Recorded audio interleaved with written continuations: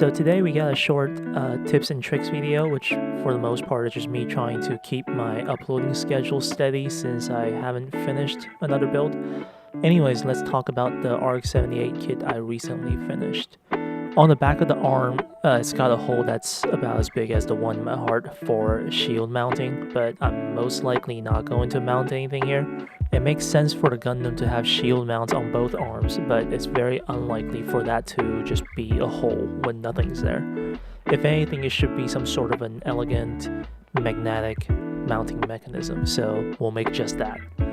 First of all, let's make a peg. I got a small round piece of runner here that looks like it's roughly the same size as the hole.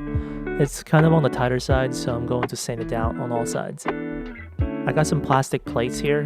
This is from Litco. You can get this stuff on Amazon for like 20 bucks for 10 sheets, and they come in all sorts of thicknesses. For those of you that are familiar with high-level Gundam building, you would know that the pros basically use this stuff for all sorts of detail and modification work, and we're looking at a baby version of that.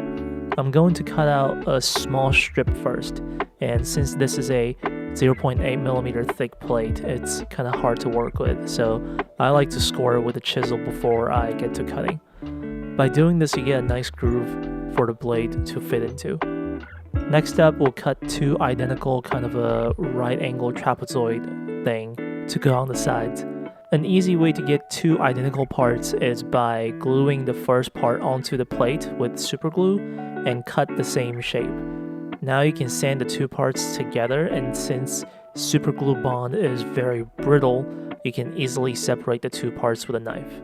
Now I'll get two smaller pieces that's the same width of the first larger piece with thinner plastic plates.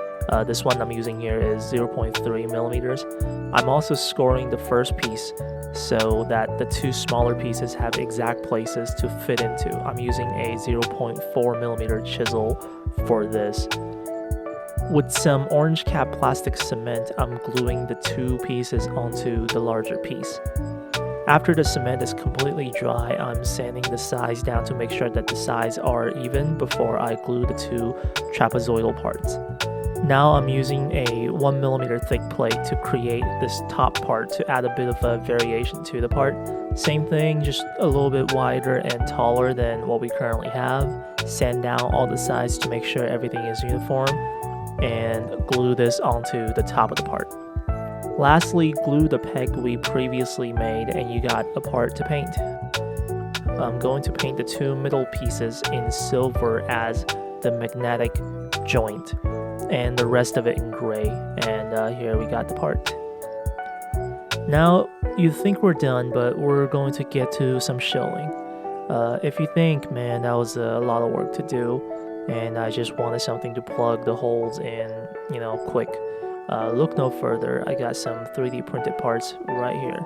I was a bit careless on the handmade part, as I didn't really make all the necessary measurements. I mostly just went by guts feel, and the part ended up looking a bit too wide for my taste, and that's fixed on my 3D model.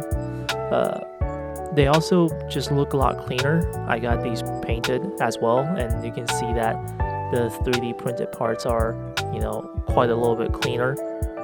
I recently started a little Etsy shop where you can find these pieces, and for a little bit extra, I'll even paint them in the color scheme shown here. I'll be uploading more 3D printed upgrade parts for particular kit issues that I see, so just keep an eye out.